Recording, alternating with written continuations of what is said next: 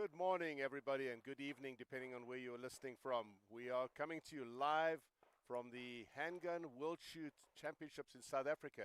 We have a special guest today. This is Shirley Shea, that is going to be talking to us about the timing systems that they use. And we're going to look at some of the detail and talk about some exciting things that are coming in the future. First of all, before I even get into any of that, I want to say a huge thank you to everybody. Last night, our stats people and the IT people that are tracking this, the social media people, tell me that we passed 400,000 views over all our social media, and that's you guys. We really appreciate that. Please keep sharing. Please keep posting. Please keep liking the posts. We're probably going to start working on some of your comments. I've got a bunch of questions that have come in from Sarah, our production assistant over there, and of course my fiance. She's always pretty touchy about me saying that. Our team's getting bigger. We had another 18 people arrive last night from the United States, and tonight we have another 30 to 40 people arriving. So I think by tomorrow almost everybody's going to be here, and we're super excited to be here. The weather's great, a little warm, but very happy to be in South Africa, and we're on day 4 of day 13 or 12. I forget exactly how many days this is going to be. So, Shirley, let's talk a little bit about you. You guys are the Special Pie, right? Yes. And That's you our are the brand. sponsor for the timing systems for a number of World Shoots. I didn't even realize. I saw them, first of all, in PCC World Shoot and now here in South Africa. But you tell me you've been doing this for a long time. So what's the history behind this?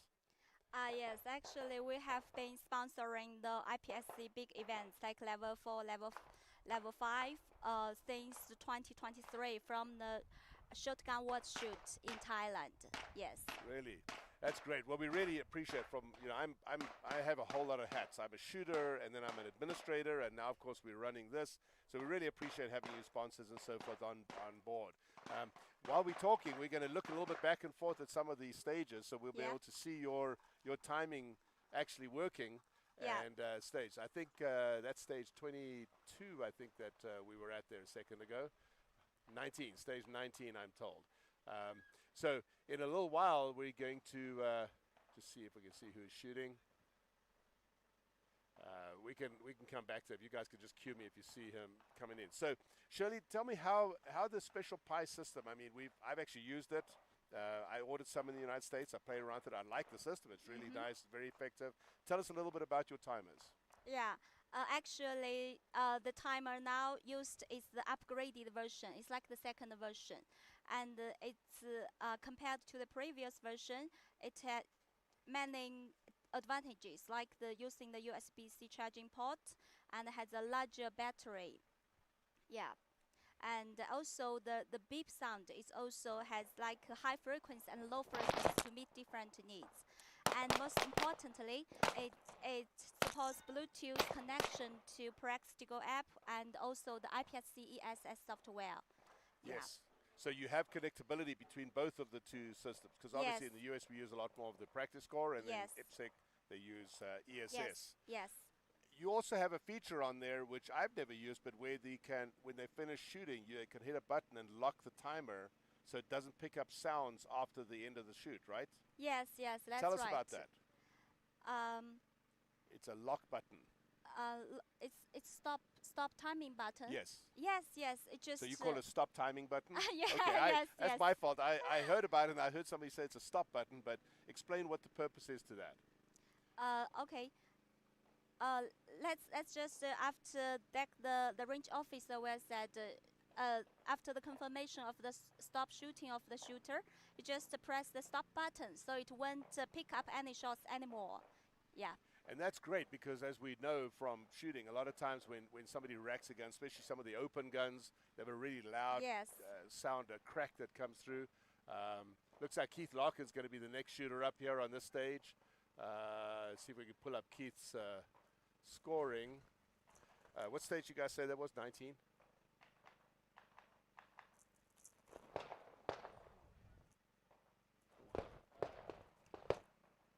All right, we're waiting to get back from that. As I've told you guys in the past, we're not located at the stage. We're on the south side of the range, and so we can't always see everything. Even though we're showing it to you, the cameramen and so forth are down there, we can't always see the stage numbers, etc., from here. But I believe that is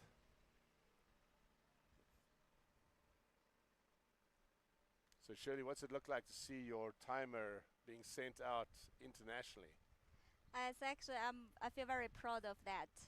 Yeah, because there are like no other companies in China they can make this. Yes. Yeah. Well, Keith had a great draw. Keith's actually doing really well in production optics.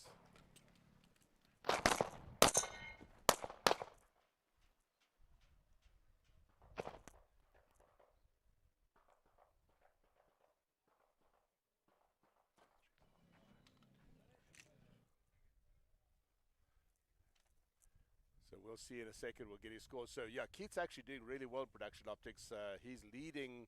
Let's see, stage 1, 3, 4, stage 6, stage 11, 12, stage 15, and stage 17. So that's a lot of stages that he's actually winning, doing really well.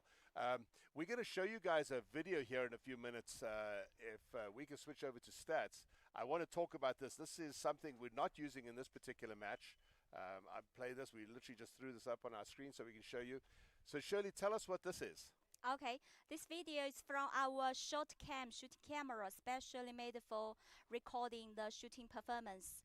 And it's you see the data, the shots number there. It's actually the camera syncs with our shot timer by Bluetooth, so the timer will send the instant data to the camera. Yeah. So yeah, it's really cool. I'm actually going to go back to that. We can cut away from that for a second. But let's talk about that. So I just want to really emphasize this is not being used in this match, right? So this is not something that we're doing at the Handgun World Shoot right now. Close that so it doesn't show anything else. We are working on something for the future where we'll be able to, in the production side, we'll be able to see that video and see that camera. And Shirley was really great when we were developing all this software for this broadcast. Then she sent me that software and that camera, but we'd have to have a camera on each stage that just monitors that. It records the time, it analyzes it, then sends the data to the screen, but we'll be able to do that at a future time. But it's very exciting to be able to see that. All of this, of course, designed to make things more accurate and make our stages more interesting for our viewers out there. Another American, I didn't see who that was. It started playing before I saw the shooter. As you guys have seen, we've talked about this, they're actually scoring the stages as you're shooting. So by the time the shooter gets to the end, the stage is scored already, and it's done.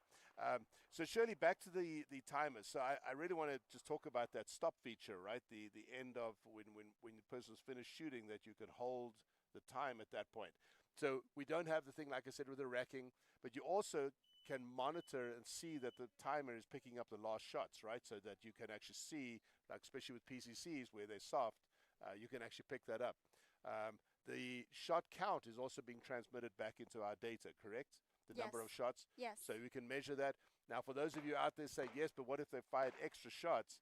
Well, guess what? Literally as of yesterday, they put a feature into ESS yes. where it shows the extra shots that are fired on the stage. So we know there's going to be 3 extra shots. So if the stage is 12 rounds and we see 15 on the timer, we know that there's 3 extra shots in there, so therefore it's still recorded. I don't know if you even knew that about ESS yet. Actually, not yet. Not yet. It's yes. brand new. It was literally put in yesterday, yeah. and we got to see that. But that's really great because now we can get, because again, the point of all this is to be accurate, right? Yes, yes, sure. So what's your goal? Where would you like to see Special Pi go in the future? Yeah, actually, our aim is to like in the future, we want every big shooting match to use our shot timer and also that this score display. It's more convenient for all the spectaculars to see the scores clearly and also avoid the cheating, like some like now, that. We're not saying there's cheating, but we all know yeah. that there is, yeah, right? Okay. So it's very useful to be able to do that. Can production guys, could you give me a stage number on this stage? It's not the one I thought. 19. Okay, got it. Stage 19. All right, so we're going to go back, and I'm going to pull up stage 19 here in a second, and we'll be able to actually see these guys shooting.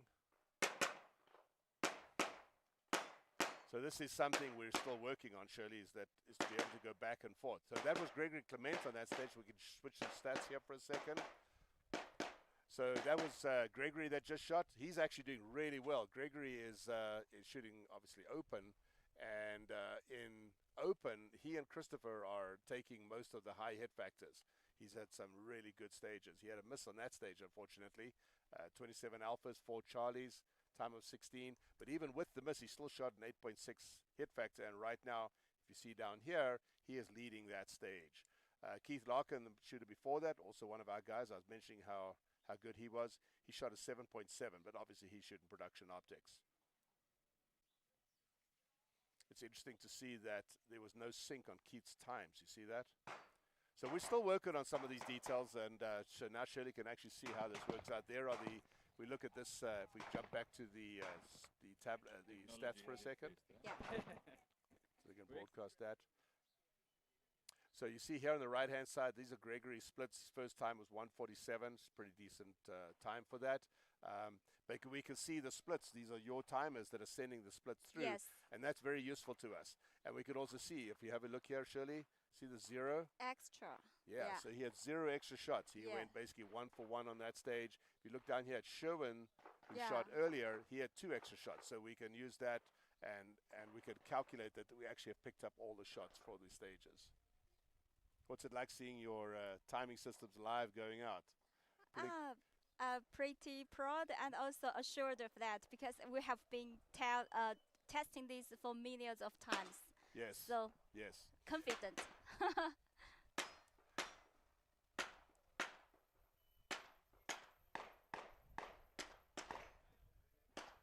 It's pretty warm here, so you'll see a lot of people are wearing hoodies.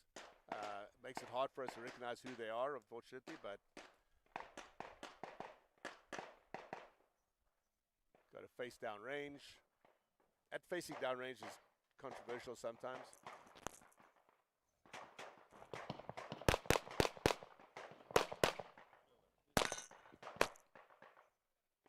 This is still stage 19 we're running, and this is Sherwin Governor, I believe, that's shooting now. So as we get better at this, Shirley, we're getting more and more. You see this information here? This Yes. is new as well Mm-hmm. on the stats, and that tells us who the next shooter is and who's on deck and who's in the hole. And that was earlier, and so we're just waiting for the update to come through now. He had a pretty good run to drop 2 deltas, shooting production optics, I should say, and so obviously 2 deltas hurts. That's, quite a few points, 8 points. If you want to really work it out, if you drop those 4 and 4 for the 2 deltas, and it's a 5.6 hit factor, it would have probably been around a 6 something. So those 2 deltas cost him a second and a half on that stage. Not too bad with the 23-second run, but still good. All right. Is there anything else you wanted? Oh, I want to come back to the screen. So can we see this? If you guys look in the front of the table here, we've got the screen down here. These are the screens that are in the future going to be on all the stages. We played around with monitors. You can see Shirley's tapping the timer here in front of us. It's obviously not the time you're hearing on the broadcast. And it's transmitting it to that screen. And these timers can actually transmit to more than one device at the same time, correct? Yes. Actually, the wireless timer, it can communicate with the software by Bluetooth, and also can communicate with this score display by RF radio. Yeah, RF connection. So the RF is better than Bluetooth? Yeah, it's long distance communication is better for RF. How far can they transmit, do you think? It's like outside 200 meters is not a problem. Oh, really? So yes, because in some like long range shooting. Yes. Yeah. Interesting. Wow, that would be great. So we could actually have a display at the back of the stage, even though we're way down in the front. Yes, that's yes. going to be really useful. Great. Well, that's fantastic. I'm looking forward to seeing this. I've actually got one of these timing displays back in Arizona. We played around with it back there. We're going to incorporate it in some of the matches every now, when we get around to doing that. We only have one right now, but we'll work on that. And these timers, if somebody wants to buy your timers, where do they get them? Actually, in America, they can search for special pie. They can buy directly. Yeah, Okay. very convenient. Yes, on Amazon and everywhere else in the rest of the world. Who do you distribute through? Yeah, so actually we ship to worldwide. We have many distributors in Europe. Okay. Yes, like in the US market, we mainly sell from Amazon. Yes. Excellent. Cool. All right.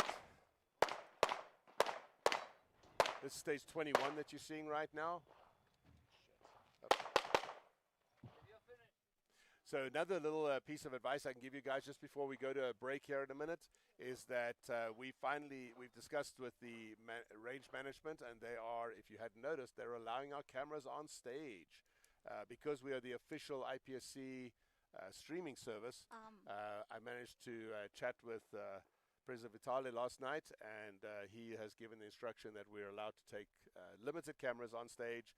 We're not quite at the point where we can set up a whole bunch of cameras in the actual stages. That obviously is something we want to do down the road. That be a feature where your little camera, we could actually put those in the stages. Oh, that's wonderful. We'll get it all worked out. We'll have to do more with Wi-Fi. We don't have Wi-Fi at this range. We do, but it's very limited Wi-Fi. But in the future. Yeah. Yeah, actually one more thing, we will be setting 3 displays in stage 3, stage 11, and stage 16. So later in the afternoon, you may see that if you... Perfect. Yeah. Yeah, we'll take a look at that. We'll see if we get some coverage of that. Okay. Well, Shirley, thank you very much for coming down and spending a few minutes with us. If you guys have got any questions, you can shoot them through to us, and we'll pass them on to Special Pi. They're obviously one of the IPSC match sponsors as well, so we appreciate what you're all doing, and have a great match. Yeah, enjoy. Thank you very much. Thank you.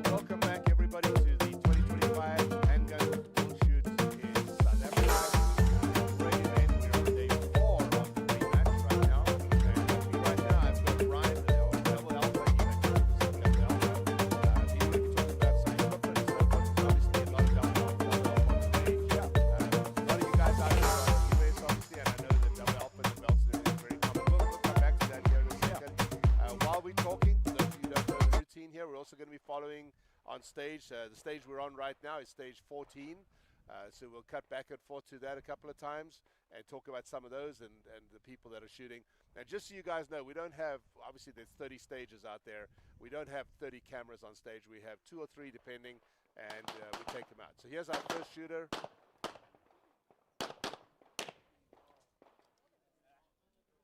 Switch back here to our...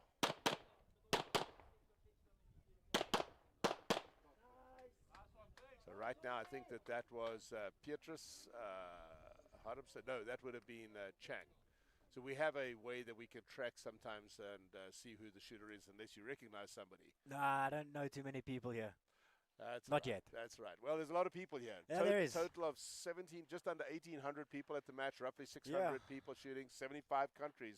Yeah. You're from here, aren't you? Yeah, from South Africa, born and raised. Born and raised. Yeah. Pretoria, you said, yes? Pretoria, yeah. So if you guys don't know, Pretoria is about 2.5 hours. 2 hours? 2.5 hours? 2.5 hours. Oh, really? Yeah. That's driving like crazy, though, right? It's not driving crazy. It's driving the speed limit because drive safely, everyone. Yeah, but it's a 2.5 hour drive. It's not too far out of the way, but it's just far enough that it's inconvenient if you want to go get some more stock. That's awesome. Yeah, Pretoria, I spent a lot of years in Pretoria. Lived up there, lived in Johannesburg, so I'm very familiar with Pretoria. So the shooter that just shot that we're watching there now was Arnaud Boiti, senior, shooting standard. He had a pretty good run. Dropped 5 Charlies and shot a 7.3 hit factor. That's not bad for a standard gun on a stage like that. No, that's a good run. Yeah, that's a nice run. If you look at some of the other times, right now the high hit factor stage is at 10. Yeah. So that's blistering. That's not like IPSC, right? IPSC is normally a lot Yeah. lower. Did you follow a lot of the stats and everything ever on the matches? No, I can't say that I've followed the stats extensively. I know the rest of Team Double Alpha here has been following the stats like crazy, and they can probably tell you a lot more in depth than the computer can. Right. They've been following this like crazy. It's a lot of fun for me to just see people shoot, and without the analytics side of it, just looking at how they shoot to see, no, that was a good run, or you can see there's some inefficiencies in the movement, but overall the level of shooting here is way above me. Yeah, well, the level of shooting here is way above most people, and especially, right now, someone was actually asking us a question last night. They were saying that the pre-match, there's some seriously good shooters in the pre-match. Oh, definitely. And everybody kind of looked at the pre-match as being, that's for the second level shooters, and it's not. There are some really good people. There's some amazing talent in the pre-match, and to dismiss that is definitely oversight. overlooking it. Oversight, Absolutely. yeah. And I want to point out as well that the pre-match is kind of like the overflow from the main match. Yeah. So there were some shooters that didn't make selection to get into the main match. Yeah. I know you guys' selection ended just a couple of months ago for South Africa, and so by that stage the main match was already mostly full, and so a lot of the good shooters, that don't maybe make it to a team, but they're still a really good individual, they show up. So you're going to see some times and some hit factors in the scoring system. Now, the scoring systems that we have, this is part of the IPSC ESS system, and they've given us access to be able to broadcast. That's who just shot that stage now. He had a pretty decent run. That's a good run. 9 Charlies. Nice. So we're still on stage 14. This is one of the Canik shooters. Obviously, Canik is... Hey, I know him. Oh, you do? Yeah, we're neighbors in the vendor area. There you go. Let's hope he has a good run. Are you ready? Come on.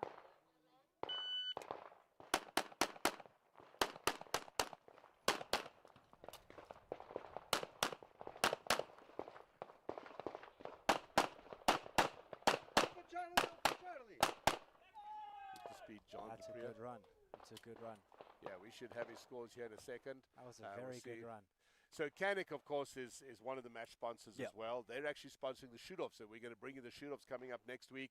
That should be an amazing experience. And our good friend Niels Jonassen in the US, of course, shoots for Canik. Nice. I think he'd probably be their best shooter. Niels is on his way. They should be here shortly. I think the rest of our team should all be here within the next 48 hours. He's actually running a little bit late because he went and shot the IDPA Nationals last weekend. Oh, so fun. How crazy is that? Shooting IDPA Nationals, Yeah. literally getting on a plane straight after flying South Africa and then shooting the World There's never Championship. enough time to do all the shooting, No. so you just do as much as you can. So let's talk a little bit about Double Alpha, Yeah. about the gear and so forth. You've got one of your holsters and some of Yes. your gear. Tell us about that. So just a funny story quickly. The last shooter that we watched there, I actually set up his flex holster on Monday. Oh, really? Yeah. So we set up the flex holster for him on Monday, and it was really cool to see him in that run with a flex holster.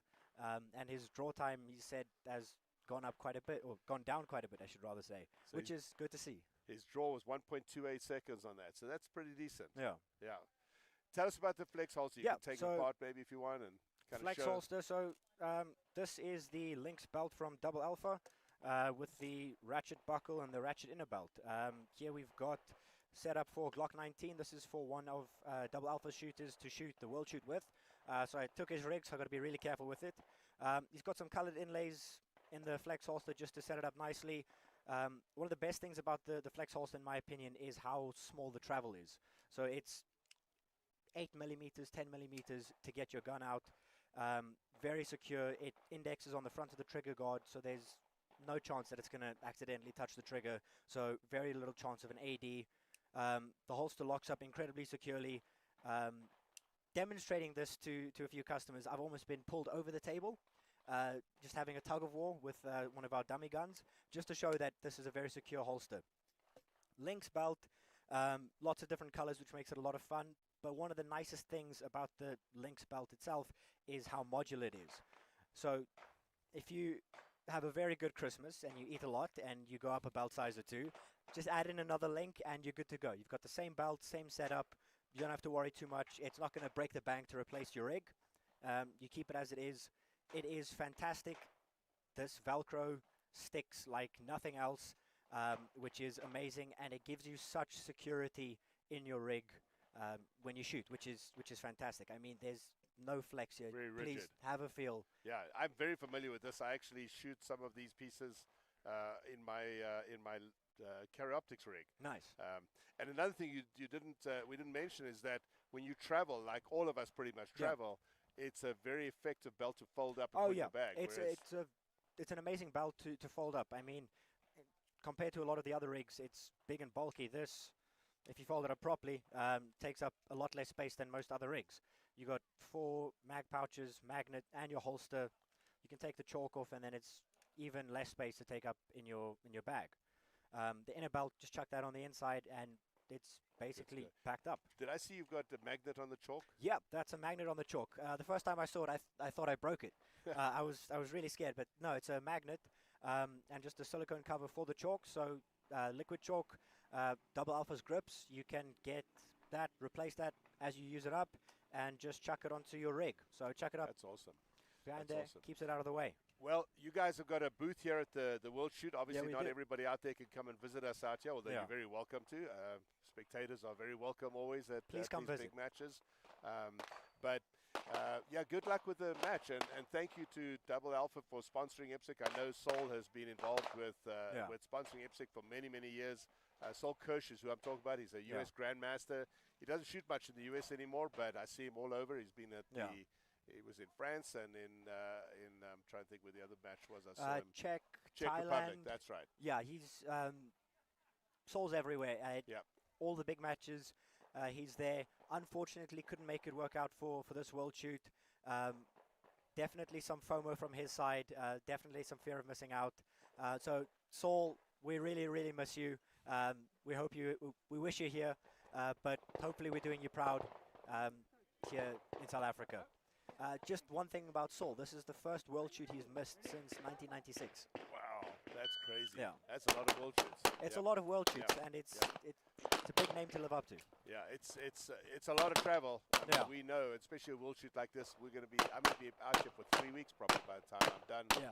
And but it's great to be here. You know, a lot of Yeah. really good people, and you meet people from all over the world, and it's a truly amazing experience. It is. One of the unique challenges about World Shoot from a vendor perspective is the language barrier. So I've had some really, really nice conversations just over the phone in a translator app, and it's just fun. I can't explain it any other way because it's just a lot of fun. Well, I was in Stats' office a few minutes ago getting something figured out on the Stats system, and they called somebody out of Stats to come and translate Portuguese.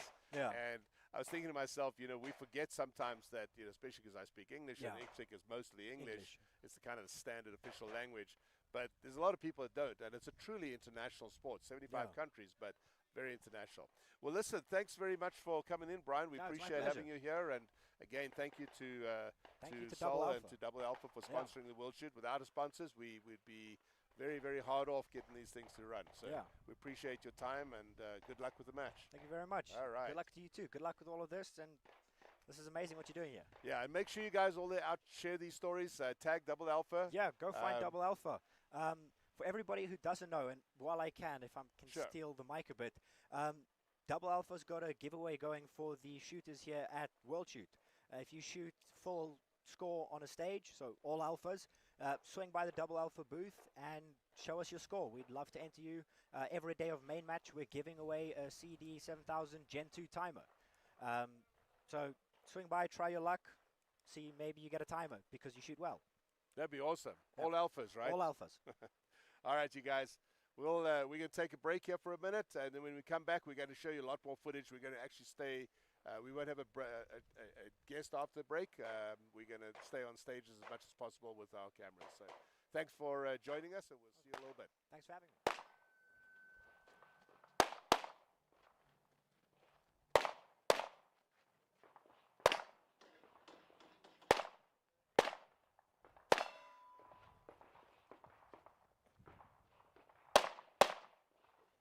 You're finished, unload. So clear, hammer down.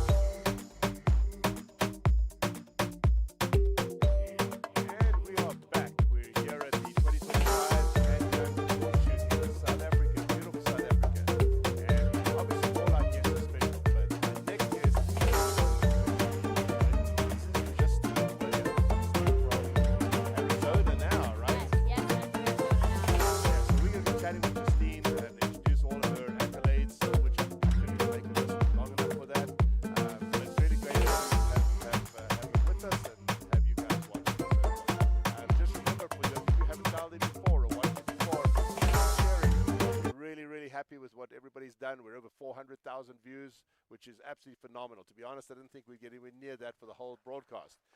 We're going to be jumping back and forth, and maybe we'll even get a chance to see some stages, Justine, and you can give your advice. And I'm sure some people will be like, well, we don't listen to other people telling us how to shoot, but Justine beats most of us, so there is that.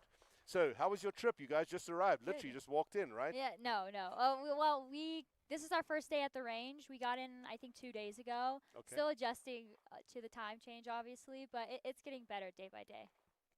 So Justine, tell us a little bit about your past and where you've come from. And Yeah. So I started shooting 12 years ago, just at a local ladies' night clinic. And it just started as a fun hobby to do with my mom and my sister. And then we started to get more and more into it. And my first major match was actually USPSA Nationals when it was in St. George in 2014. And it just kind of took off from there. So you started with a nationals, right? That was Yes. your first major It was match. our first major match.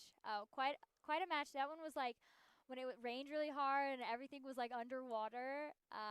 That was a good experience, I guess. I remember that, bro. That's the one where the weather crushed one of our stages. Start in the deep end, literally. Yeah. Yeah. And here you are now. You've won some world championships and you've competed. How many world shoots have you been at so far? I've been to Shotgun World Shoot in Thailand, Rifle World Shoot in Finland, PCC World Shoot in Czech, and now here in South Africa.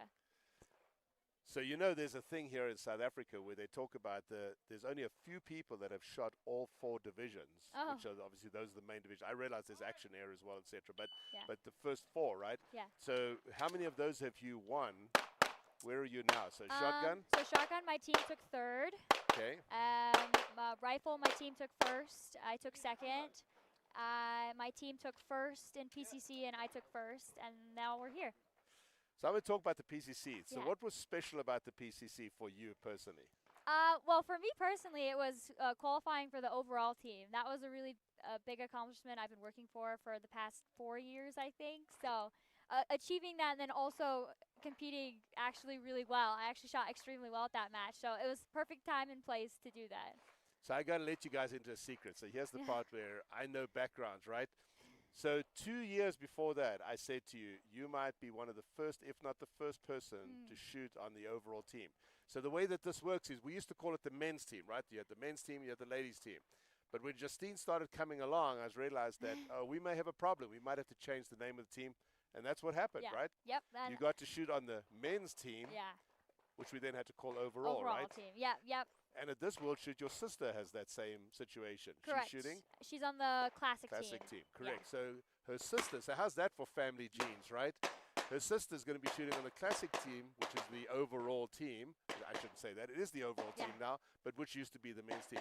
That's pretty incredible, isn't it? It's an incredible like opportunity. Like you really want to excel the best that you can, and also it's just a great opportunity for women in general. Like it's never happened before, so just being able to capitalize on that opportunity and show other women that like if you put everything you can, like it's possible. Like you're not just cut off at ladies. Like you can go for the overall team. So seeing as how you brought that up, I'm going to dig a little deeper into that. So there's this belief in sport that women can't compete as well as what the men can, right? They're not strong enough or they're not as strong or whatever. But shooting, you've proven, is not quite that, right? So it's I wouldn't say it's easy. Like I definitely feel like everyone works very hard, but I've definitely like preparing for the PCC World Shoot, I'd never worked that hard before. Like the 6 months leading up to it, like I went to the gym every single day. Like I was going to the range every single day. I shot more rounds prepping for that than I had any other match, and like it was very difficult. But obviously it was done, and it was done well.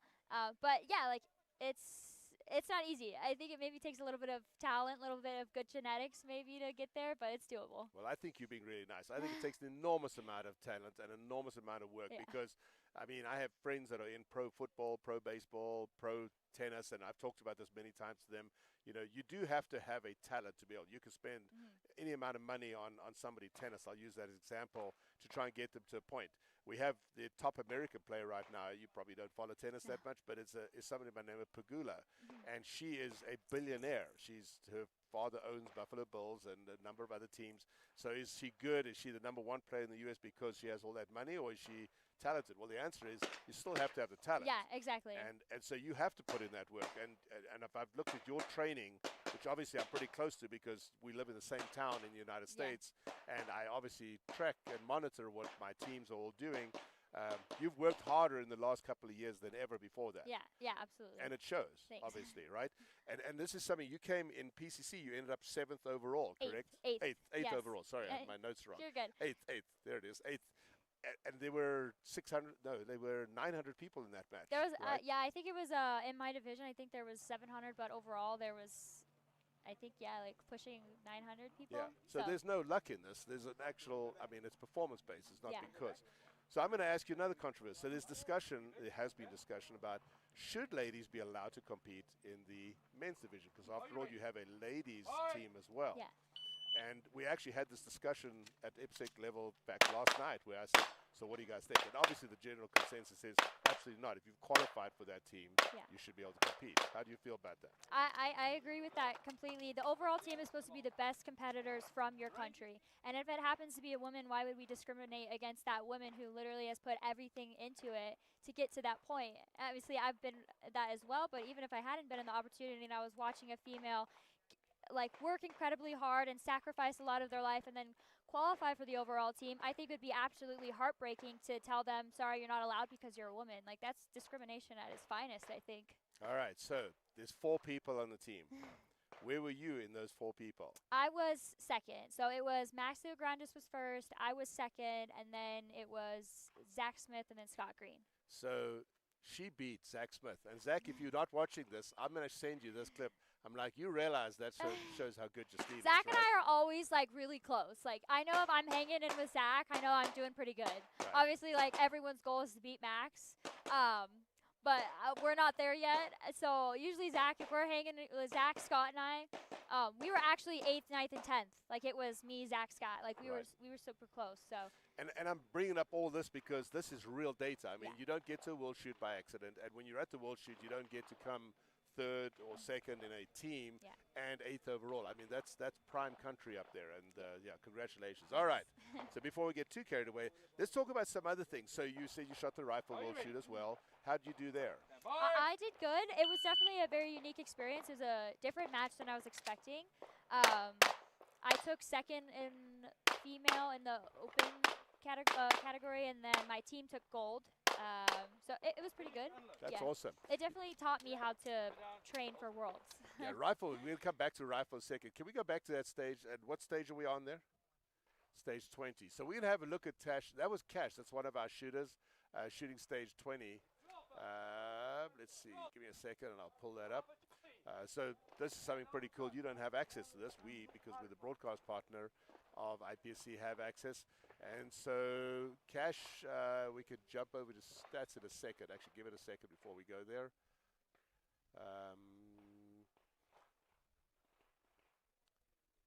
Yeah, so Cash is going to show up here in a second. He hasn't signed his score sheet yet. That's actually another American that shot that. So this is one of our groups. There we go. Okay, we go stats now. So here's Cash. He just finished that stage. He shot a time of 11.85, and you can see his hit factor is 4.3. So earlier on, we were talking, Justine, before you came on, about the fact that this match has a lot of hit factors that are much higher. I don't know if you've had a chance to look at that yet. Yeah. You better have looked at that, right? Yes. Right.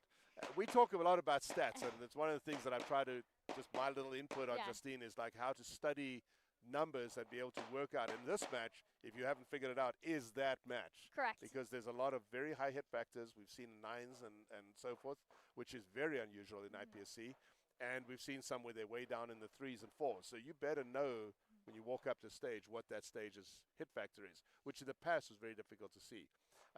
So obviously Cash, one of the US shooters shooting open, he had a pretty decent run. You can see his score is down here, shot a 4.3, and the high hit factor right now on that particular run is 4.7 in their particular squad. What did we say? That was stage 8, right? The high hit factor, Christopher shot that stage earlier. He had a mic on the stage, and he shot it in a hit factor of 5.2. So it's pretty close. Christopher obviously shooting, he shoots flat out or speed. So let's go back to some of the other things. You were talking about rifle. And rifle, I mean, I remember I shot rifle as well. And I'm going to bring up something that's super sensitive to you, right? And I'm going to talk about that because rifle for a lot of us was a pretty earth-shattering experience. Yeah. We're not used to shooting targets where you can't see any kind of a hit at 400, 450 rods, right? Right. So there was one stage there. Stage Two. was? I'm not ashamed of it. I talk about it. It was definitely not earth shattering, but like definitely a moment of just shock. I always tell people leading up to Rifle World Shoot, I hadn't zeroed a stage in probably 2-3 years. I zeroed not one but 2 stages at Rifle World Shoot, and it was just definitely like. It definitely cracks my confidence a little bit of just like, wow, do I belong here? Like, you don't go to World Shoot and zero stage. Like, I was on a team, like I was supposed to be there. I made the team, and it was embarrassing, honestly. But it just definitely taught me that it's never over till it's over. You always push to the very end, and then also like actually how to train for a World Shoot. Like, you train harder than actually it's going to be, and then you're not shocked when it actually is difficult. Like this, everyone practiced it really hard coming to this match, and the targets are a little bit closer, and so it's easier. Not necessarily easier, but it's the targets aren't as challenging. So. Yep, but then everybody goes faster. They're gonna get right? mic. That's what I said. I think there's gonna be a lot of mics at this match because everyone's gonna hammer down and then get Yep. accidental mics. I saw somebody shoot an apex swinger, and because everybody was shooting so fast, the guy went bap up, and he got 2 mics on the swinger. And I Yeah. bet that wouldn't normally happen if the targets were a bit more difficult and the Yeah. hit factors were lower. Yeah. But going back to that stage, you remember the stage number at World Shoot? Stage 21, 29? 29. 29. Oh yeah, because 29 and 30, and that was that Yeah. was a great combo. And I bring this up because one of the things I'm tremendously proud of, not just Justine, but everybody that shoots, is that shooting is not just about pulling the trigger. It's about your prep for the match. It's about sleeping at night. It's Yeah. about making sure you have a family. And Justine's super lucky because over here to our left side, she's got Carson and Mom, right? That looks after her, and you know, we try and balance that, right? You and I have had this conversation Yeah. a few times about like, okay, you're part of a team, but Yeah. I need you to perform, which means you can't take that team on your shoulders all the time. Yeah. Sometimes they have to be accountable, right? We've talked about that a little bit. And then at the same time, you've got a mental thing in this game. This game is hugely mental. Absolutely. And that stage 29 that you zeroed, by the way, you were only one of about 120 people that zeroed that stage. But that didn't matter. And we knew that ahead of time because I remember watching the pre-match, which is all the ROs. I don't remember how many people now, to be honest, but there were a lot of people that zeroed the stage, and I actually posted it. I said, hey, that stage, you need to pay attention. Yeah. Now, would you shoot that stage any differently? I would have approached it a little bit differently. Just with the way the range was set up, you couldn't see your impacts on the berm, so you couldn't see where So you were describe that missing. stage to everybody, because that stage was Yeah, let's see if I can eye-opening. remember. It's like a high round count stage, so it was like 40 rounds or something like that, and it was all past 200 yards, if I'm correct. That's like, right. There were left so targets, left, down, down, right, and then right. Yeah, Correct. and it was just painful. Like the whole, like I would have approached it probably. Someone had said after they had watched everyone zero like the stage, they approached it. They actually aimed a little bit higher at the top of the berm where there was dirt, and they plugged around in the dirt so they could see if there was any wind or anything, and then they went to the targets, which I probably would have done that. But honestly, like to that point, you don't know what you don't know, obviously. And now that I know, I would have changed a little bit, but it was a good learning experience. Like I don't think if that wouldn't have happened to me, I don't think I would have prepped as hard for PCC World Shoot, because I was so astonished of how difficult Rifle World Shoot that was that I was thinking PCC was going to be the same. And PCC was very difficult, but I definitely over prepped for PCC Worlds, which especially swingers. We paid talked off. about. We were expecting 75-yard swingers. And I remember Max Leograndes built that match for us. Yeah. And we were shooting these swingers, and I was shooting 5-6 shots at the swinger and not hitting it. Then I went back the following day with Max, and I probably shot 400 rounds on 2 swingers. No exaggeration. Trying to figure out how a 9mm bullet running at 1,100 feet per second down to 60, 70, 75 yards, because you're literally aiming off the target, which is completely weird for us, isn't it? But going back to stage 29, so I heard afterwards that remember they had 2 steals far down range, but that was the second or the third shooting position. So we all want to go the most efficient. We want to go position 1, then 2, then 3. The correct way would have been to go to position 2 or 3, shoot those 2 steel plates, get feedback on the distance and on the wind, and then go. But none of us thought about that at the time. And that's how we learn, you know. And then the second part of that is they used I'm going to be in trouble here, but because I can't remember the name, they used a scoring target that was digitally scored. And we had no idea we were hitting. I remember Todd Jarrett telling me, shoot 2 in the middle, then shoot 1 on the left of the target and 1 on the right of the target. So it's 4 rounds per target. Which is like an 80-round stage at that point. Correct. And then worse than that, my one mag, when I went to the prone position, my mag was too long. So I had to dump. I couldn't get my rifle loader. Stupid mistakes, but in the heat of the moment, as you said, we're using so many rounds on a stage. On rifle world shoot, I don't think I've ever shot as many rounds over the actual number of rounds required as what I shot in rifle. Yeah, that's exactly it. I think I had 2 standing reloads on that stage because I miss on the steel, and like in my head I was like, if I can't hit the steel, I'm definitely not going to hit the paper, so I have to figure out my hold on the steel, and I had it was just Well, fortunately, this match we shouldn't have that problem, right? So you shooting production optics team, that's your team. You got some great. We're going to get you guys to come back and do a little bit talk and talk a little bit about the match, and especially during the stages. Your boyfriend Carson is actually going to be helping us on our production crew, so thank you, Carson, sitting over there giving me the thumbs up. This is a team effort, guys. We're all involved in this, and this is for us all as competitors. So we wish you guys luck. Thank you. It's going to be a tough match. Everybody's shooting super fast. I've been out there watching them. It's crazy to see somebody shooting as quick as some as they are in a pre-match, but we were talking about earlier some very good shooters in this pre-match. So that gives us really good data to be able to work off. So I know you guys will be studying the data. Yeah, we'll do. Excited to be here? Yes, we're excited. We feel good. Everything was worked out okay for us, and we are ready to. I'm ready to start. I don't start shooting till Tuesday, so I still your day off is Monday? Yes, so I still got some time.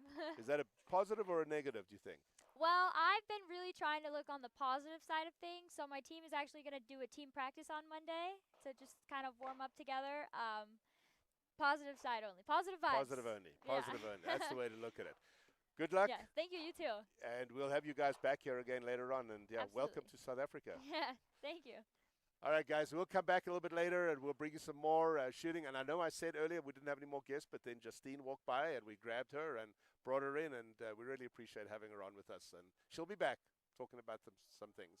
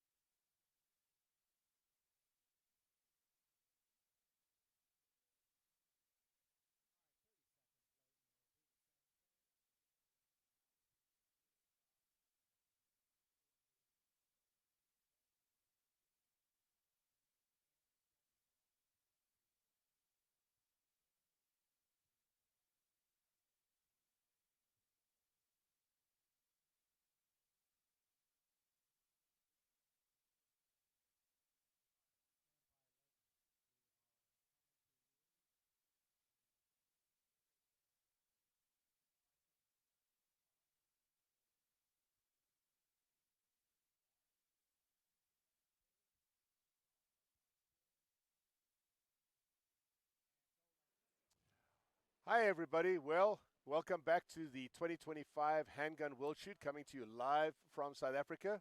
I have Mr. Frank Garcia here with me. He's going to be joining us and telling us a little bit. Good morning, Frank. Good morning. Thank you for having me, Leighton. You're very welcome. This is a privilege, and I appreciate what you're doing for the sport. I've been around in this game for about 42 years, and this is the first time I've really been excited about coverage for this fantastic sport. And it takes a lot of effort to do this, and you know, I thank you, and all the shooters thank you for what you're doing. Well, thank you very much, Frank. And coming from you, that means a lot to me, because you're not a guy that hands out compliments very easily. You got to earn those compliments, right? Absolutely. And for those of you who don't know, let's give a little introduction here. So Frank Garcia, gosh, Frank and I have known each other for well over 2 decades, I think, by now. But Frank Garcia is pretty unique. He actually is the guy that ran the 2014 World Shoot. He was the match director for the World Shoot in Florida, which was held at his range, Universal Shooting Academy Yeah. Down in Frostproof. We've had a lot of nationals down there. Probably the most famous one is the Hurricane Nationals. I'll never forget shooting in the middle of a hurricane. Oh, yeah. But Frank, you also travel all over the world. I mean, I think you're out there more than I am, and it's great to have you come in and give us a little bit of it. We're going to talk about some detail both now as well as over the next week or so. Right. We'll get Frank to come back. So talk to us a little bit about running a world shoot. You've been involved in this process right from the beginning all the way through. So the way it starts is you have a general assembly, which is tomorrow, and all the regional directors get together, vote on rules, and talk about problems and fix problems. And then the time for voting for the next world shoot comes along, and each of the contestants give their presentations to all of the regional directors, and then they vote to see where it's going to go next. Perfect. I believe this year the contenders are Finland, Argentina, Serbia, Brazil, Italy. That's correct. And I think I got one more that I don't remember, but we will be all voting for where it's going to next. And then they hand it over to whoever wins it. The match director's there, which I went through this in 2011. I was handed over the 2014 World Shoot in 2011 in Greece, and that's when the headaches begin. That's when it really starts. And literally, I know this match like the palm of my hand. For 3 years, I didn't sleep. Every day, organizing the whole thing. I want to interrupt you for a second. Okay. So we're going to be going back and forth absolutely. between us. So you know who's up right now? Oh, yes. That's Nico. That's Nico, the owner of Frontier. He's in my position that I was in 2014. That's right. That's right. And yeah, that's well, great. we'll stay on that. We'll come back to Nico when he shoots that, and we'll have a look and see. And it's awesome to see him shooting because fantastic. He's also been around a long time. For those who don't know, he's also the owner of Frontier, as well as which we call FMP, of course, in the United States. We'll take a look at his stage here in a second, and I think it's stage 21. You guys said yes. 22. 22. We'll pull up 22 on our stats here, and we'll take a look at how his scores look when they come in. Obviously, for those of you who don't know, and Frank, maybe you could talk about that. Only the shooter on deck's allowed on stage, and they're pretty strict, right? Absolutely. You get only 3 minutes on the stage for the whole squad. You got to figure out your plan. They give you 3 minutes. Everybody figures out their plan, and then the first shooter comes up, and they start. The one on deck waits for his turn. Once they finish that shooter, they take their time, their scores. The next shooter's walking the stage, getting ready to shoot. And that's how it's a very smooth, very quick process.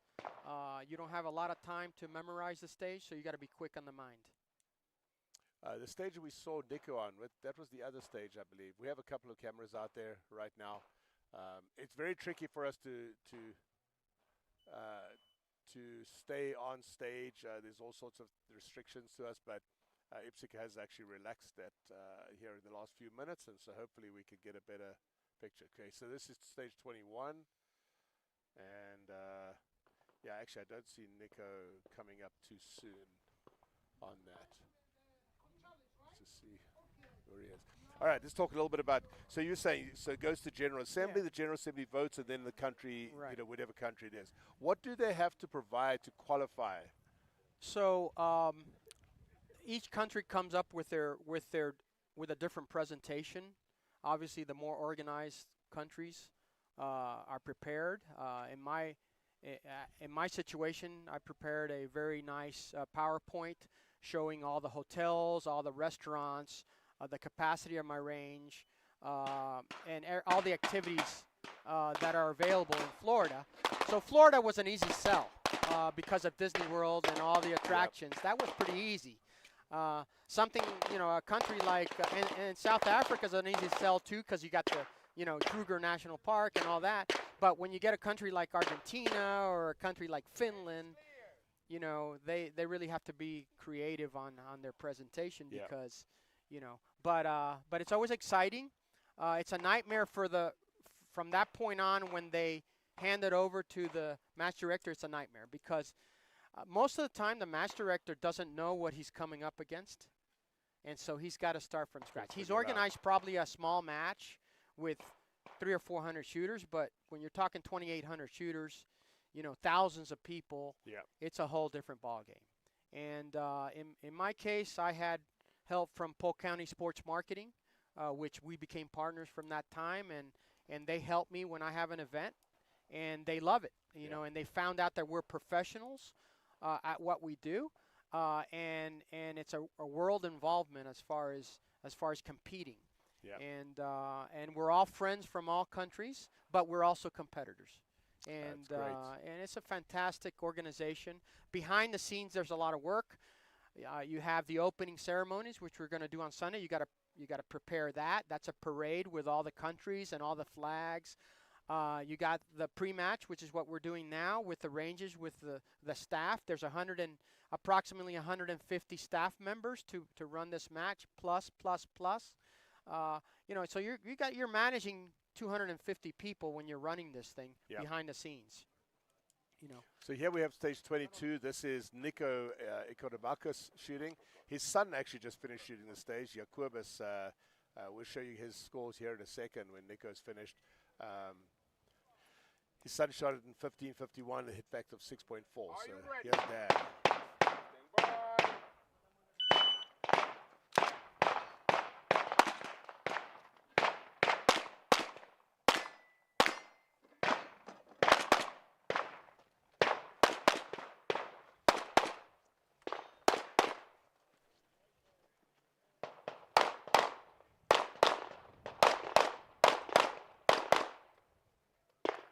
There you go.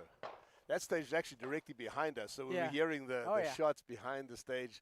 So for those of you who don't know, we're on the far end of the range, and so that particular stage happens to be behind us. So we can hear it, that 38 Super bang. That's an Eddie Garcia gun. Oh, yeah. That took Eddie about 2 years to build it, about a year to get here. They're beautiful guns. They are. They're beautiful They guns. are. He was showing me, and you don't want to know. Well, you would know the cost of that gun in South Africa. Definitely. So obviously they walk in the stage, they're scoring, they're finished. Obviously they're heading back.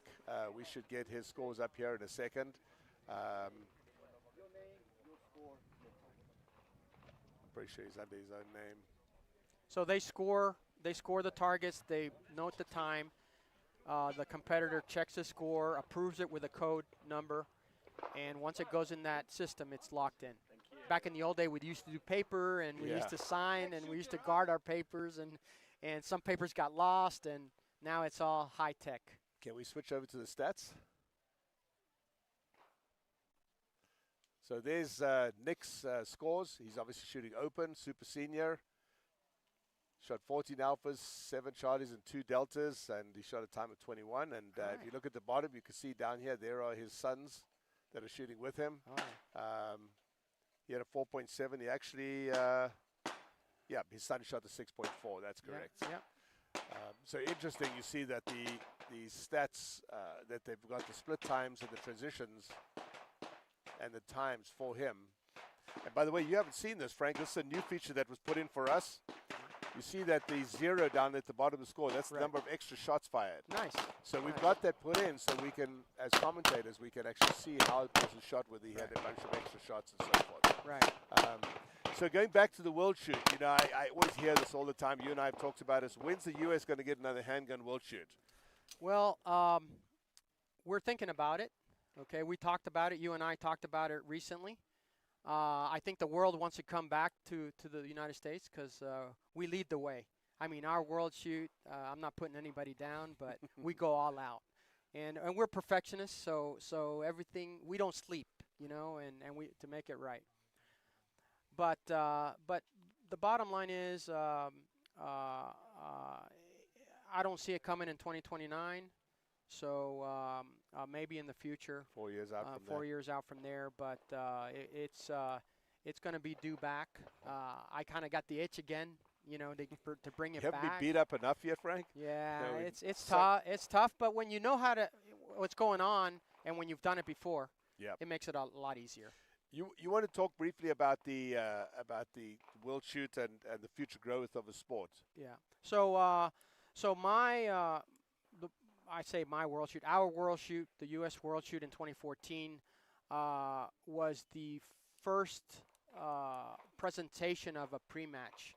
And the reason why we brought that in is because the match is expensive to run. This match costs, you know, $1.2, $1.3 million to run it in the U.S.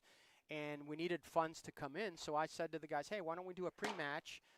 We sell those slots, and it brings income to our pot so that we can cover expenses. And they agreed, and that was the beginning of the pre-match. And here they got 500 shooters. We only had like 200 and something at the pre-match in 2014, but now they got 500. So the match is growing.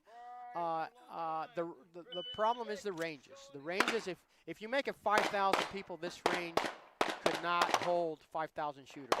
So I think we have the ability to have 5,000 shooters in this match, but the growth of the ranges to be able to hold that is going to be the key to the game.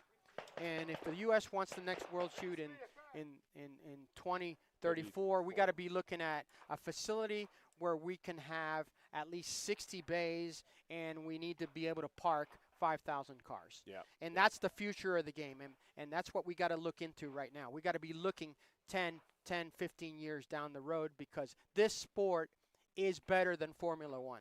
Yeah. It's funner than Formula One. The athleticism of this is more than Formula One, and they will argue with me. I raced, you've raced before. You know that here you got physical condition, you got the mind game, you got to shoot rounds down range, and then you got to deal with equipment and logistics. Okay. Absolutely, and I share your passion for that. And I think you're absolutely right. You know, every year I bring a young shooter to the world shoot. Every world shoot, I'm excited. The last one was Sarah Taramella from Indonesia. She won the world championship in Lady Open. This year, you know, Sam Brown is just blowing this thing up in standard. He's just started in January. I'm so excited for him. He is, if you look at the scores, he's lighting it up. And this is he started in January. So this is an amazing sport, and the growth is going to be humongous. Vitali, president of IPSC, is also a student of mine back in the day, and now he's president of the organization, and he's making it grow. So, and then you've helped a lot, you know, in our organization. Now you put together the process of, now you're the RD, which we've never had an RD that would cover just the international events. We've had an RD as the president of USPSA, but he's had to juggle the international events, and that's too much to juggle. You know, so now we're heading in the right direction. We got this coverage where you guys at home, I got friends from Florida watching us, texting me about it, and this is fantastic. This is the beginning of a great future. Well, we're going to bring you back again, maybe during the main match. We'll talk some more because I know this is a passionate thing for all of us. And don't forget to keep sharing that. We really appreciate you guys watching us from Florida, everybody else. Let us know where you're watching from. Go on our social media, tag us. We want to know. If you've got any questions, let us know. And we look forward to coming back to you guys later on this afternoon. Waiting for you over there.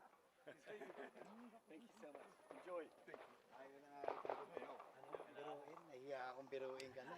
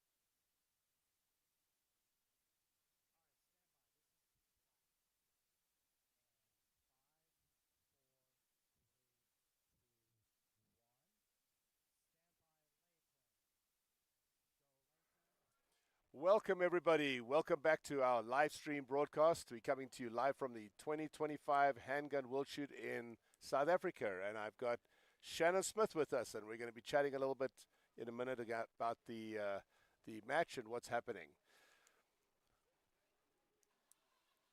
I thought we'd show you a quick view. This is the inside of our production truck. We shipped everything that you see here in cases from the United States.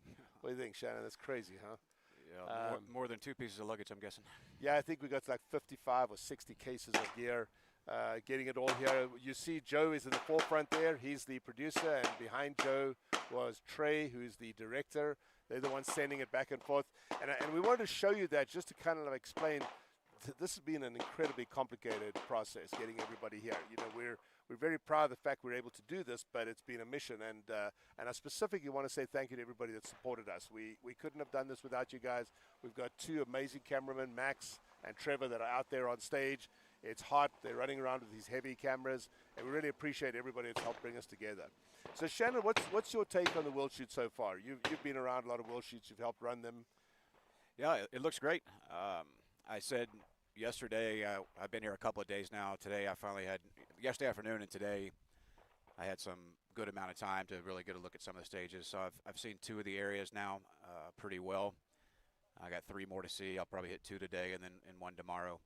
My first impression is it's going to be a fast match, and the targets are it's very risky to say the targets are easy now when I haven't shot the match yet, but they do look, they do look a little easier than I anticipated, a little closer. And then yesterday we went through some of the scores, saw some of the hit factors, and that kind of backed up what I thought. A lot higher hit factors than you're used to seeing, or than I'm used to seeing at a World Championship, which again is not good nor bad. It's just the way it is, and that adjusts how we decide to attack the stages. For example, I practiced yesterday on a practice range here nearby, and then and I practiced this morning. But today I practiced differently. I was shooting more aggressively and a little bit closer targets than I normally would have, and Pushing that envelope. but the facility is great. The stages look good. They physically look good. So we're going to switch over to stage 22 here, and we can talk a little bit about some of the things on that stage. Let's see. That's so right now. I think that's Tionga shooting, right? Yes, that looks like her. This is Grain Tionga shooting. I can't tell you what country she's from offhand. Yes, we can see it on her uniform. Range is clear, time 28:68. Shot a 28-second time. In a second, we'll switch over to stats once they've scored a target. So take a look at that. It's pretty cool to be able to have feedback almost directly from the stats office to be able to tell people what the scores look like, right? Yeah, that is very cool. And you and I can see a lot of things as they're shooting if we're watching, extra shot here and missing steel and things like that. But you told me yesterday they've added that feature in here where it tells you if they fired an extra shot or not. So that's kind of cool. That affects your time. A lot of times I'll ask my students, do you have a lot of penalties in the match or in your shooting? They're like, oh no, not too bad. And I'll be, well, how about steel? Do you miss steel? Or, oh, I'm horrible on steel. I miss it all the time. Well, that is a penalty. That's a time penalty. It just doesn't show up on the scorecard. Everybody wants to run fast and move fast, but fastest way to speed up is quit taking extra shots. Absolutely. We're going to see her score here in a second. She signed a tablet. Signing tablet, of course, is entering a 4-digit code. Her score should, oh, there we go. So she shot, oh, it's a good stage. 3 Charlies, 3.8 hit factor. Obviously a little slower than the person before her. So there's a good example. What is the time there? 26? 28.68. 28 with five extra shots at probably 0.3, 0.4 at a minimum. So there's 2.5 seconds she could have taken off of her score by not firing extra shots or not missing. And at that 3.8 hit factor, that hurts. Yeah. I mean, you can't. I don't know if there's anything to steal on that stage. But if it was a miss on paper, for example, you can't leave that out there. So you got to make it up.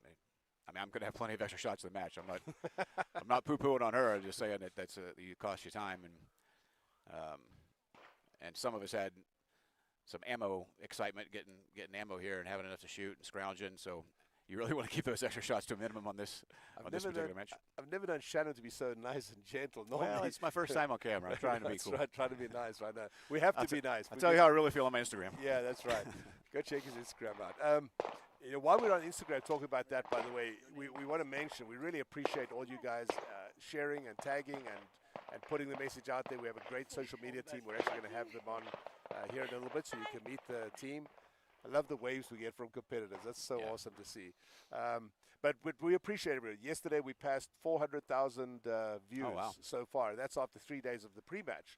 Today's day 4. We've still got a long way to go. Main match starting next week. But let us know how you find us. Go to YouTube, Action Streaming Live on YouTube, and let us know where you are reaching out to us from. We got a shooter coming up here. So this is an empty chamber start, hands on the marks. So magazine inserted, nothing in the chamber. There's that popper there.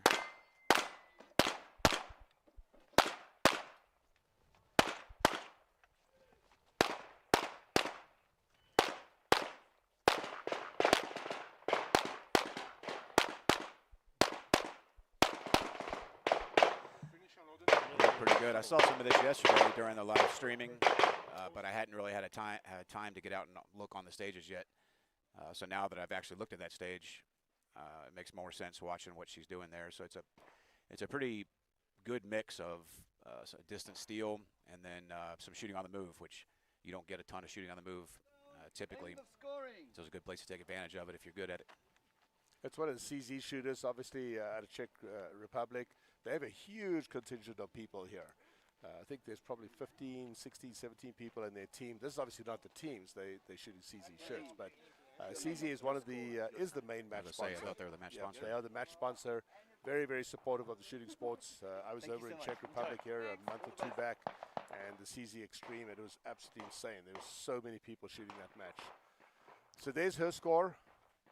Shannon, you want to take that? 21, so that shows you the difference there. Significantly faster. Two deltas, not amazing, but that's not bad on a fast stage like that. Could tighten up the points a little bit, but is it this one? That was Marie Brimmer, so you see she had 3 extra hits on that. You can see down at the bottom here, and she shot that in 21 seconds. Okay. I was looking at the wrong score, so only down 3. That's pretty good. Yeah. Are you ready? Couple extras. Stand No, by. 3 extra shots. She was down 9 charlies and 2 deltas. You were right. Oh, okay. It was a top one then. Yeah. Okay. So the score repeats itself down here at the bottom. I got you. Still learning this technology. Yeah, we all are, and just kind of like give us a chance, right? We literally are getting new stuff given to us every day by ESS, by IPSC. I mean, I can't tell you how much I appreciate their support. This would be a lot more boring.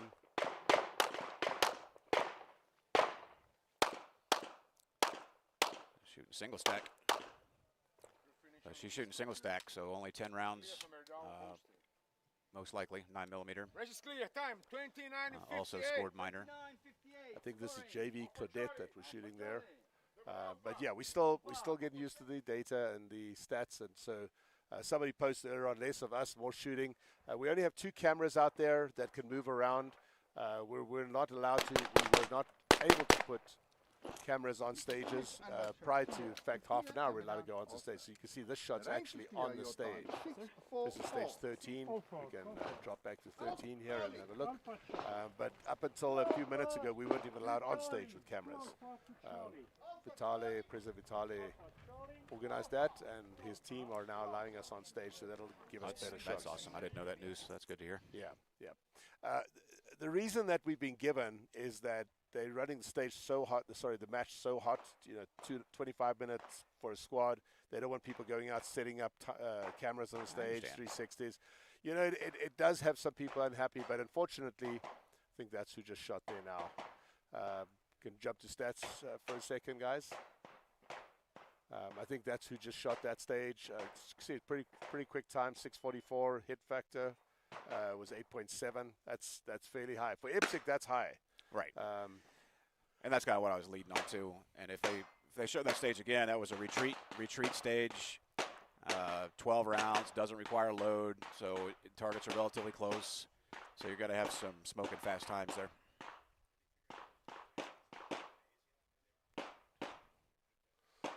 Yeah. And that's That fact, was- since you have that screen up there right now, that factor, if you're not familiar with the sport, basically what it's points divided by time. So 5 points for Nave, 3 points for Charlie, assuming he's shooting major, so he's getting 4 points for Charlie. And then they added the points and divide it by your time, and it makes it super complicated to follow along. But if you think about it this way, what that hit factor means, what it's factoring is points per second. So how many points did you earn for every second you were on the course, engaging targets? It makes it a little easier to understand if you think of it in points per seconds.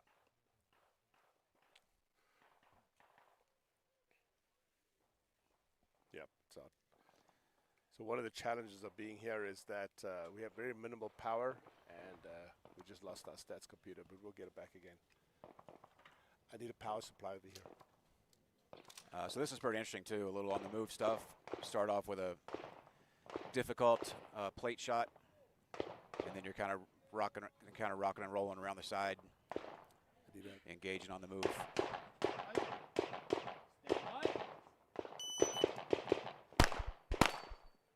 He's shooting open division, so he's going to be even faster. Got plenty of capacity, so doesn't have to worry about a load.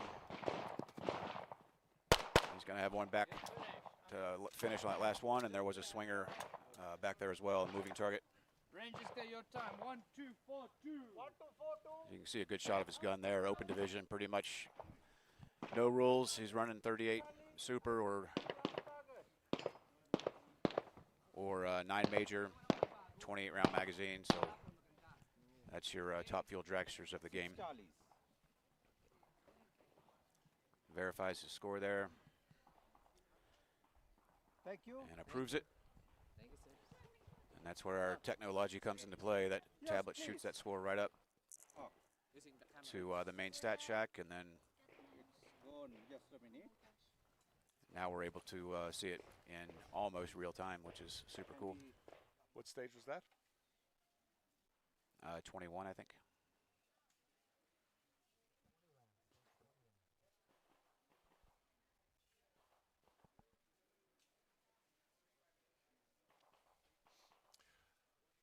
All right, we can switch over to stats so we can so talk about that. That's 30, 24, so 54 points if my math is right. So something else I haven't actually even showed you until this moment, because there's so many new things we got that I'm trying to still catch up with everything. So we can see on our other computer here, here is Adrian, which is the guy that just shot that stage now. And you can see he's actually got some really high hit factors all the way through the match. He's got some 7s, 7, 9, it's actually almost an 8. So he's a good shooter. Got a couple of mics. It's so funny, we talked about how easy the stages are, right? Right. One of my favorite things when people walk up to a match, they arrive there, they're walking around, they look at the stage, oh, these stages are easy. And I've learned just to smile. Yeah. Because there's no such thing as easy in our game, right? Yep. To quote TGO at the I think it was a single stack nationals or something one year. Rob Latham said, and it was a relatively easy match. But Rob Latham's quote that I've stolen over the years is said, "We're practical shooters. We can make anything hard."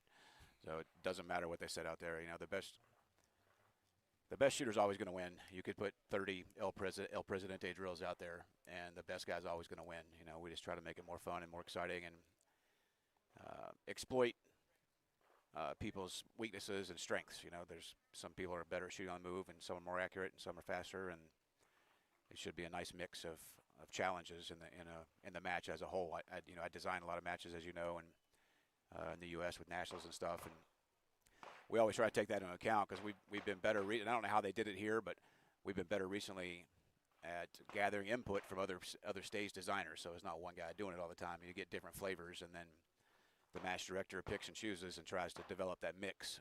So when you put the final product on the ground, you're testing everything. I mean, at the end of the day, this is a shooting test. It's not a sprint. It's not a race. It's not an athletic competition. You want to get the best shooter in the action pistol sports. I don't like this stage because I have a fear of snakes. And that whole sign is full of the most dangerous snakes on the planet. So make sure you're not looking forward when they. I took a picture of it already and sent it to my daughter because my daughter loves snakes. I think just because I don't. Yeah, probably. Kids are like that. So this is stage 21. This is Bon Eldralin, I believe, that just shot that. Yeah, you mentioned that we're not able to get the scores live. We're pretty close to live, but not tight live. Thank you. For those of you, yes, I can show you.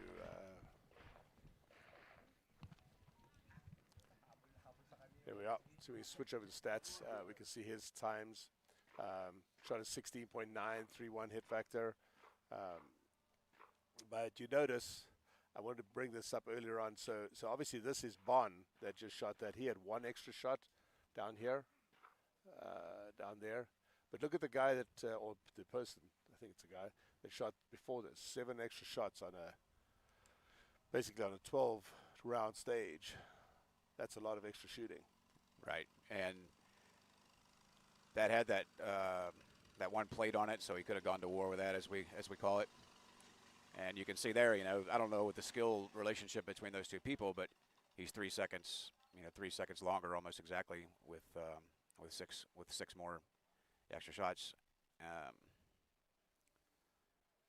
and pretty close to the same points otherwise. One of these days we'll have AI tracking this for us, and then it'll just tell us what to say, right, Shannon? That's something to keep in mind as well. You've had a lot of experience doing this. I don't think you ever stop learning. We've both of us shot a lot of matches in our lives, and I learn new things all the time.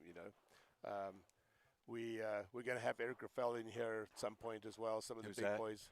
Yeah, he's some Frenchman. He's some dude over in France that's always telling us how to shoot. That's cool. But he's highly analytical, and he spends a lot of time studying a stage, not just how to shoot it, but very much so knowing the scores. Yep.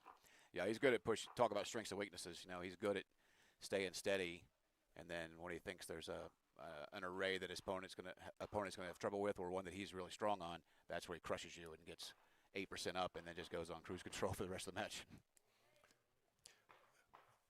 So, guys, we're going to wrap this segment up. Shannon, again, thank you for joining us. My pleasure. Thanks for having me.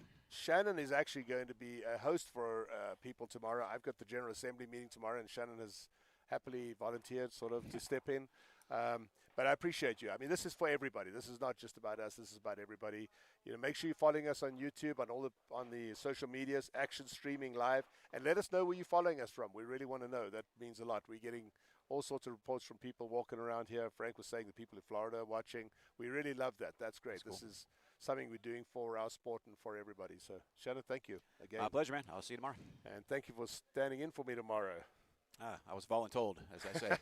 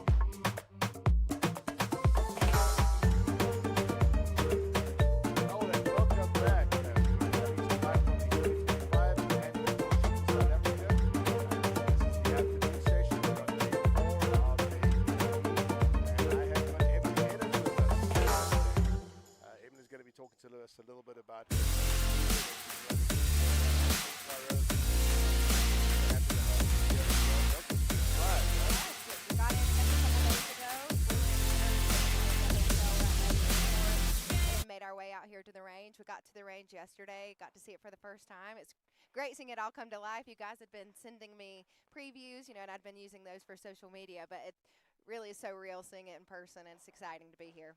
It's kind of funny working on a production for last month and a half, and now you're here, and it's like, oh, this is what we're doing. Yes, and all the content at my disposal now. Previously we were having to have the shooters give it to us or source it ourselves, and now it's like, oh, I have the reins. Let me go get what views now I it's want. all you, right? Yes. So what Emily's talking about is that for the last couple of months, we've actually had the U.S. team sending us footage, content on themselves, some pictures, some stats. We've actually got some bios later on, and into next week we're going to be talking about the individual bios, and we'll pull that up. And we want to make this interesting for you guys, because obviously making it interesting makes it challenging, and I use that to lead into, so on the social media, it's a huge project that you guys have undertaken, right? And I'm very appreciative, so thank you very much. When we started talking about this, did you realize how big this was going to be? No, I think we all had, goals and visions in mind, but once we started posting, it really took off. And we're really, honestly, by the end of the day, I think we're going to surpass 2,000 followers on Instagram, and we're just now getting to the point of highlighting our international shooters from other countries outside of the U.S. Obviously, our team's based in the U.S., and we kicked it off with that. But now that we're here, we're going to be able to get all the fresh content on them, and I think that's going to drive our followers and views even higher. So I'm really excited for that. But when we did kick it off, no, I don't think we realized how fast the traction would pick up for this. It's been really exciting to see and be a part of. That's awesome. Yeah, we've had a lot of people all over the place. So while we're doing this, Emily, we're actually going to look at a couple of stages. Yeah. This is stage 20. I don't think we've shown this stage before now. You're starting from the port, and you have to shoot that first position underneath. Stage 20 is a 11-round stage, so pretty quick. Yes. We'll actually go to a stage plan, and Emily has seen a few stages in her life. It's not like this is your first rodeo. She doesn't shoot with us, but all right, if we want to drop over to the graphics thing, we can quickly show. So there's stage 20, starting with the gun on table. The picture doesn't actually match exactly, because if I remember correctly, he was shooting from the right-hand side here. And by the way, that's not unusual. This graphic was probably produced 3 months ago. And when they get to the online thing, oh, you know what? They've switched it over. There you are. That's from the inside. Yep, you see that? Yep. The port that he's got. This is one of our kids, one of our shooters from the United States. He's on stage 20. You can see there the wall on the right is the one that they shoot through, whereas the graphic shows the wall on the left. We'll go back to stage 20 here in our system. And this particular shooter is Giancarlo.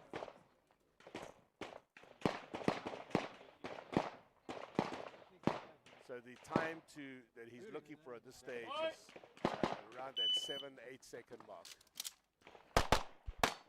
Got the new pad prepared.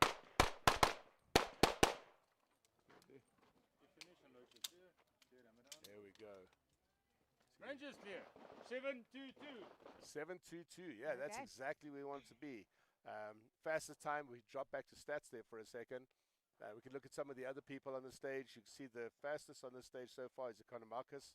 That's Nico's son, by the way. Jacob, he's a very good shooter. I always remember him because in Greece he was shooting and he was doing really well, and he fell on a stage going around a corner, and he absolutely tore his leg up. That was the end of the match for him. It was terrible. I was standing with his dad watching, and felt really bad for the kid. Anyway, he had a 7.09 hit factor. We'll see here in a second where Giancarlo comes in. It'll come up here on the screen. They're obviously scoring it right now. We'll see it as soon as he hits submit. Then we will see the score live on his ESS. While we're waiting for that, let's talk a little bit about the different social medias. Now, I'll be honest, social media is not my strong point, right? And I found it somewhat addicting watching all these things every night. Sarah and I will sit there, and literally the last thing before we go to bed at night, we look to see how this drives me crazy because I spend way too much time in it. But it is important, right? It is. Where do you see social media fitting into all of this?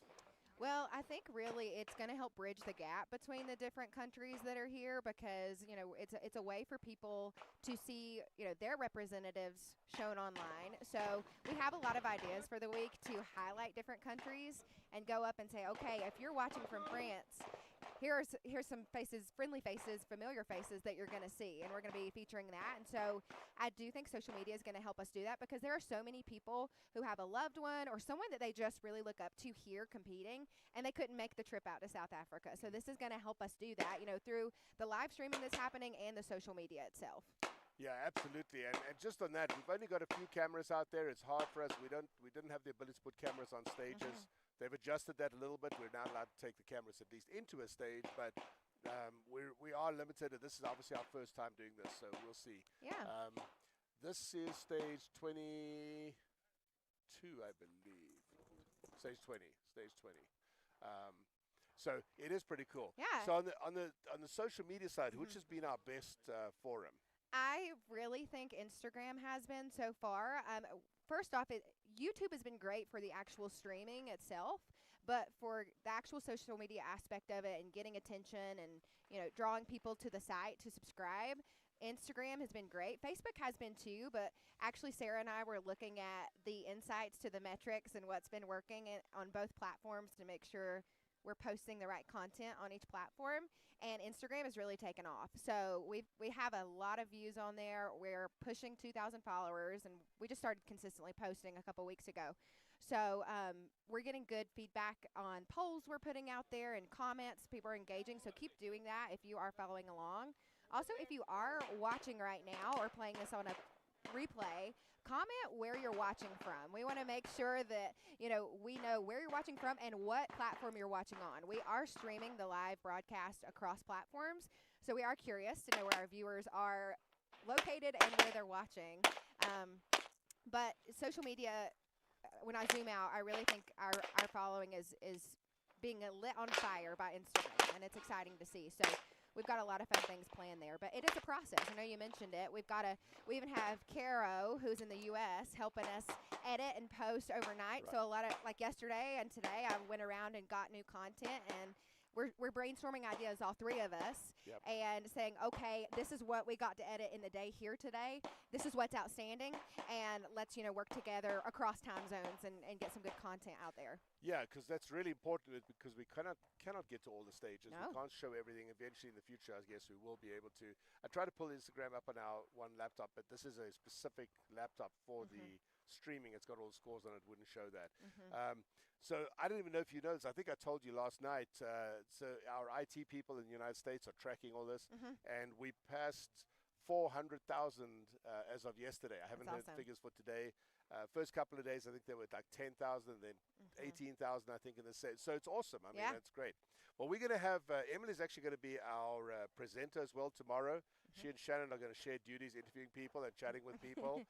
So be kind, be nice. It's their first time. I have the General Assembly tomorrow, so it's going to be them. And so when we come back from the break, Emily's going to have a first chance interviewing Liz over there, who's sitting watching. And we'll kind of wrap up after that. So thanks for joining us. Don't go away. We'll be back after the break.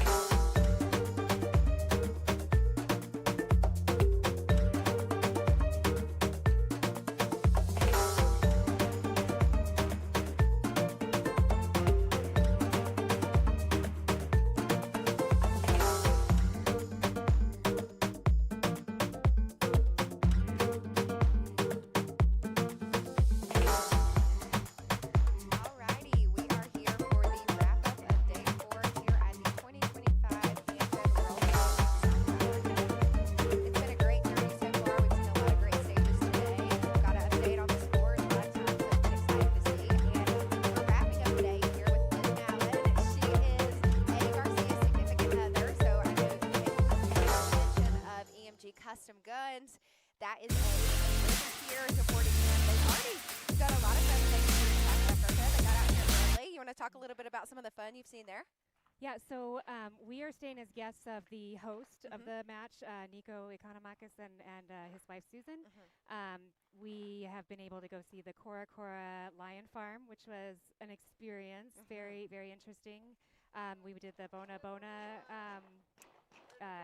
Safari Lodge, I think it's called.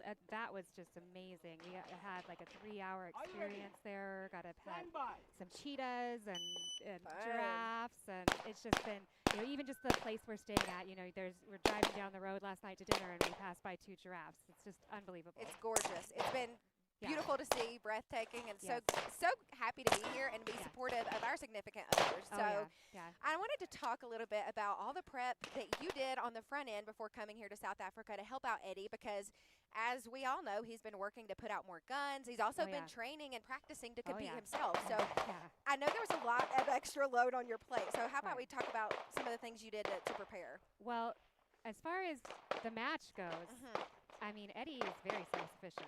That's one of the things that I love the most about him. I did not need a 4th child when we started dating. So, but probably the only thing I really did to help him specifically was I put some ammo in my suitcase and brought it with me.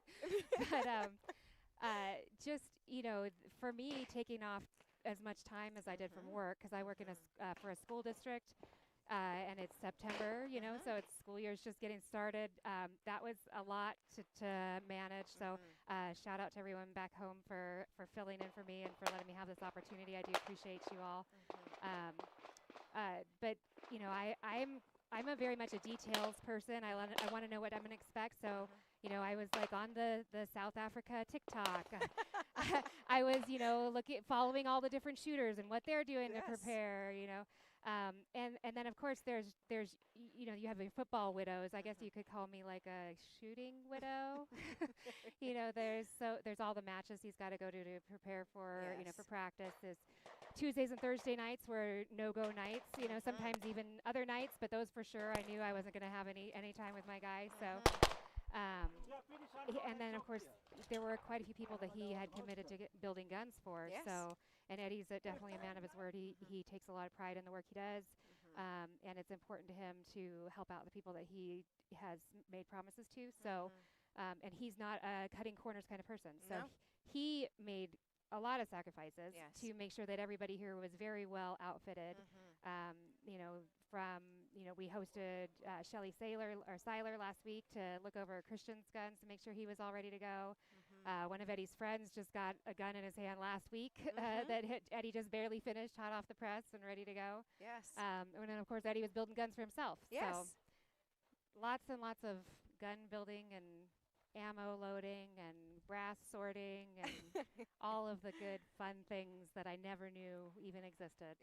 But it is exciting, I know, and I'm sure you feel proud to be here and see his guns in the hands of these shooters at this competition that's the biggest in the world. And it's like, that is what I sacrificed for, and this is how, 100%. I support that 100%.